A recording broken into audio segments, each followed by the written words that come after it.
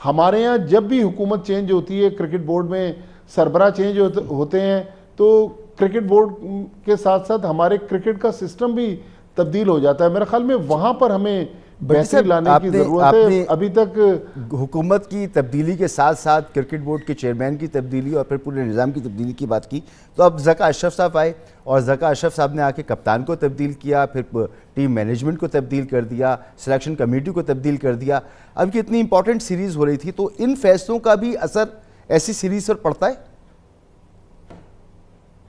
यकीनी तौर पर देखें, बाबर आजम इस वक्त दुनिया के चंद बड़े बैट्समैनों में से एक हैं। जिस तरह हमने वर्ल्ड कप के बाद बाबर आजम को हटाया और फिर चेयरमैन पीसीबी की हमने ऑडियो सुनी जो लीक हुई, तो मेरे ख्याल में हमें अपने प्लेयर्स को भी तो रिस्पेक्ट देनी है। कप्तानी की तब्दीली के साथ साथ हमने पूरी मैनेजमेंट वर्ल्ड कप में मसूद रजा साहब, पाकिस्तान का जो 18 मेंबर सपोर्ट स्टाफ था, कोचेज और दीगर उसमें लोग थे, उसमें से हमने 14 लोग तब्दील कर दिए। हमने कप्तान तब्दील कर दिया, हमने जो फॉरेनर्स थे उनको घरों पे भेज दिया कि नहीं, अब पाकिस्तानी कोच जो हैं वो पाकिस्तान टीम को चलाएंगे। मेरे ख्याल में ओवरनाइट ना मोहम्मद हफीज़ पाकिस्तान टीम को खड़ा कर सकते हैं, ना मिकी आर्थर जो इनसे पहले डायरेक्टर क्रिकेट थे वो खड़ा कर सकते हैं। जब तक किसी भी कोचिंग टीम को हम 3-4 साल नहीं देंगे, वो कंसिस्टेंसी नहीं लाएंगे।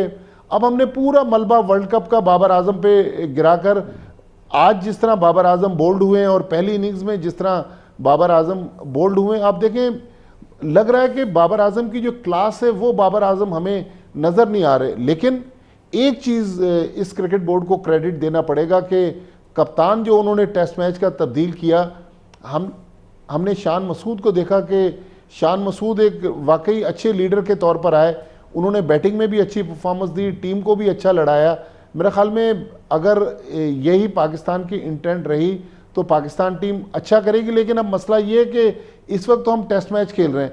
इस टेस्ट सीरीज़ के बाद जो 3 तारीख से सिडनी टेस्ट शुरू होना है, अगले 10 महीने पाकिस्तान का टेस्ट मैच ही नहीं है। तो हमें मेरा ख्याल इस तरफ भी देखना पड़ेगा कि पाकिस्तान आप कह रहे हैं कि अच्छा खिलाया। अभी अब्दुल्ला शफीक ने पहली इनिंग में स्लिप पर कैच छोड़ा, दूसरी इनिंग में भी उनको वहीं खड़ा कर दिया, दूसरी इनिंग में भी उन्होंने वहीं पर कैच छोड़ा। तो ये इस तरह से तो ग्राउंड के अंदर फैसले होते नजर आए हमें।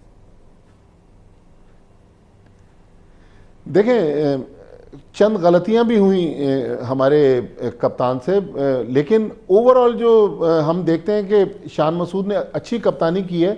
लेकिन अब्दुल्ला शफीक, देखिए स्लिप स्पेशलाइज पोजीशन है, अगर अब्दुल्ला शफीक को वाकई स्लिप में खड़ा करना है तो मेरे ख्याल में ये स्टैंडर्ड जिसमें उन्होंने एक टेस्ट मैच में 3 कैचेस ड्रॉप कर दिए, इस स्टैंडर्ड के साथ तो टेस्ट मैच में वो अच्छे स्लिप फील्डर साबित नहीं हो सकते। और जिस तरह उन्होंने मिचेल मार्श का तीसरे दिन कैच छोड़ा, उस वक्त वो 20 रन पर थे, 16 रन पर ऑलरेडी ऑस्ट्रेलिया के 4 विकेट गिर गए थे। तो वो ऐसा पॉइंट था जो मेरे ख्याल में पाकिस्तान को हर्ट करेगा। वहां पर अगर मिचेल मार्श आउट हो जाते जो बाद में 97 रन बना गए, तो पाकिस्तान ये टेस्ट मैच अगर हारता भी तो बहुत कम मार्जिन से, बल्कि जीत सकता था।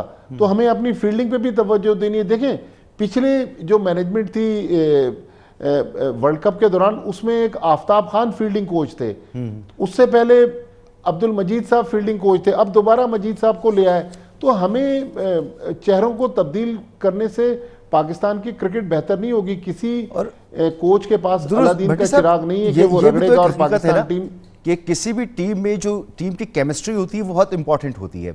हमने माजी में भी ये तजुर्बा किया था कि तमाम फॉर्मेट के जो कैप्टन्स हैं वो अलग अलग होंगे। इस दफ़ा ज़का अशरफ साहब ने फिर वही तजुर्बा करने की कोशिश की है और इस वक्त तक हम जानते ही नहीं कि वनडे का हमारा कैप्टन कौन होगा। तो इस तरीके से जब फैसले किए जाएंगे तो टीम केमिस्ट्री किस तरह से बन पाएगी और किस तरह से टीम परफॉर्म कर पाएगी? देखिए, ज़का अशरफ लग रहे हैं कि थोड़ी सी जल्दी में नज़र आ रहे हैं। अब ज़का अशरफ को अपना नहीं पता ना कि 5 फरवरी जो आईपीसी की मिनिस्ट्री है, उन्होंने उनको 5 फरवरी तक की डेडलाइन दी है कि इलेक्शन करवाएं, वरना उनको घर जाना पड़ेगा। फिर पिछले दिनों एक और मिनिस्ट्री की तरफ से उनको नोटिफिकेशन भेजा गया जिसमें उनको कहा कि भाई आप डे टू डे अफेयर्स तक महदूद रहें, आप बड़े डिसीजन न लें। तो मेरे ख्याल में ज़का अशरफ तब्दील तो ज़रूर करना चाहते हैं, लेकिन उनका अपना फ्यूचर बहुत ज़्यादा ब्राइट नहीं है। लिहाजा मेरे ख्याल में पाकिस्तान क्रिकेट बोर्ड में अगर कोई ऐसा चेयरमैन आ जाए जो एटलीस्ट 3 साल के लिए इलेक्शन, हम 8 फरवरी को मुल्क में आम इंतखाबात होने जा रहे हैं, यहाँ पर क्रिकेट बोर्ड में जो 10 लोग वोट देकर पाकिस्तान क्रिकेट बोर्ड का चेयरमैन मुंतखब करते हैं, हमें नहीं पता कि वो इलेक्शन होंगे, अगर होंगे तो कब होंगे। जो एक मशहूर वकील हैं शाह खावर, उनको पीसीबी का इलेक्शन कमिश्नर बनाया गया है। तो पीसीबी के मामला काफ़ी गंभीर है मेरे ख्याल में। टीम मैनेजमेंट में, टीम में कंसिस्टेंसी की हम बात कर रहे हैं, तो क्रिकेट बोर्ड में भी कंसिस्टेंसी लाने की ज़रूरत है। हमें एक लॉन्ग टर्म पीसीबी चेयरमैन की ज़रूरत है जो प्रोफेशनल अंदाज में पीसीबी को चला सके। भट्टी साहब, इसके लिए क्या ज़रूरी नहीं है कि क्रिकेट को, क्रिकेट बोर्ड को सियासत से अलग किया जाए? पैटर्न इन चीफ जो है वो हमारा वज़ीर आज़म होता है, वज़ीर आज़म किसी न किसी सियासी जमात से होता है। वो जब आता है तो जिस तरह अपनी सियासी भर्तियाँ पूरे मुल्क के इदारों में करता है, पीसीबी को भी वो इसी तरह से हैंडल करता है। तो दुनिया में तो डिस्करेज किया जाता है इस चीज़ को कि सियासी इन्वॉल्वमेंट खेलों के मामले में तकरीबन ना हो। बिल्कुल मसूद साहब, आप सही बात कर रहे हैं कि खेलों को अगर हम सियासत में मुलविस करेंगे तो फिर तो हमारे खेल तबाह हो जाएंगे। अब देखें ना, पिछले दिनों प्राइम मिनिस्टर साहब जो निगरां वज़ीर आज़म है अनवारुल हक काकड़, उन्होंने पाकिस्तान हॉकी फेडरेशन में भी कोई बुक्टी साहब हैं, उनको पाकिस्तान हॉकी फेडरेशन का प्रेसिडेंट बना दिया। यहाँ भी बहुत ज़्यादा हमें हुकूमत की इन्वॉल्वमेंट नज़र आ रही है। और रिसेंटली हमने देखा है कि श्रीलंका की जो मेंबरशिप थी वो आईसीसी ने मुअत्तल इसलिए कर दी कि उसमें गवर्नमेंट का इंटरफेरेंस था। तो गवर्नमेंट एडवाइस तो दे रही है पीसीबी को, लेकिन उनको मोहतात होना पड़ेगा, क्योंकि बहुत ज़्यादा अगर इंटरफेयर करेंगे पीसीबी के मामलात में, क्योंकि पीसीबी तो आईसीसी के पैसों से चलता है और वो आईसीसी गवर्नमेंट का इंटरफेरेंस मांगता नहीं है। लिहाजा जो भी फैसले करें अनवारुल हक काकड़ साहब, उनको सोच समझ के फैसले करना पड़ेंगे। अदरवाइज फिर आईसीसी की तलवार भी पीसीबी पे लटक रही है कि आईसीसी पाबंदी लगा सकती है पीसीबी पे। जी हाँ, और बुनियादी चीज़ तो यही है कि पीसीबी का चेयरमैन जो है उसके मुस्तकबिल का फैसला वज़ीर आज़म को करना पड़ता है। सर, एक और बहुत अहम मामला है, और वो ये कि पाकिस्तान का एक मसला था कि बॉलिंग के हवाले से हमें मुश्किलात का सामना था। खासी हद तक हमने उस पर काबू पा लिया, लेकिन हमें ओपनर के बाद मिडिल ऑर्डर बैट्समैन जो हैं वो नहीं मिल पा रहे। बाबर आजम एक अच्छे हमें प्लेयर मिले, लेकिन उस पर इतनी हमने तनकीद की है कि उनका भी हमें कॉन्फिडेंस शटर होता नज़र आ रहा है। तो ये जो प्रॉब्लम है बैट्समैन की, ख़ासतौर पर मिडिल ऑर्डर के लिए, तो ये प्रॉब्लम जो है किस तरह से दूर हो सकती है? देखिए, पाकिस्तान में इस वक्त फर्स्ट क्लास सीज़न चल रहा है। प्रेसिडेंट कप जो डिपार्टमेंट्स का टूर्नामेंट है उसमें हमें बहुत सारे प्लेयर्स नज़र आए। पिछले दिनों कायद-ए-आज़म ट्रॉफ़ी ख़त्म हुई, वो भी फर्स्ट क्लास टूर्नामेंट था जिसमें शहरों की टीमों ने पार्टिसिपेट किया। ये तो अब देखें मसूद, सिलेक्शन कमेटी का काम है कि वो जाके टैलेंट को तलाश करें। हमारे पास प्लेयर्स हैं, टैलेंटेड प्लेयर्स हैं, लेकिन हम प्लेयर्स को मौका देने के लिए तैयार नहीं है। अब देखें ना, इमामुल हक मुसलसल फेल हो रहे हैं, इमामुल हक को हम खिला रहे हैं।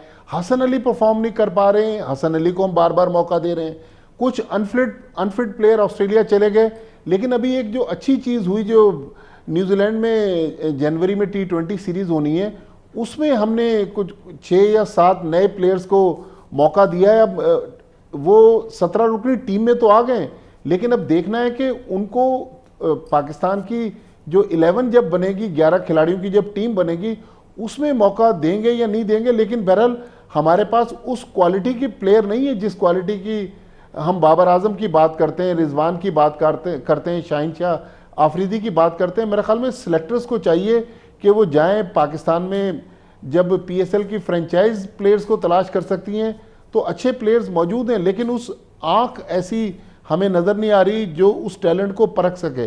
तो मेरे ख्याल में इस चीज़ में हम लैग कर रहे हैं। और बैटिंग में वाकई पाकिस्तान की एक लेगेसी रही है कि जावेद मियांदाद, हनीफ मोहम्मद, यूनुस खान, इंजमामुल हक, मोहम्मद यूसुफ, बड़े बड़े बैट्समैन गुजरे हैं पाकिस्तान क्रिकेट में। लेकिन आज बाबर आजम के बाद हमारे पास उस क्वालिटी के प्लेयर नहीं है। तो सिलेक्शन कमेटी को इस जानिब बड़ी सीरियस तरीके से देखने की ज़रूरत है।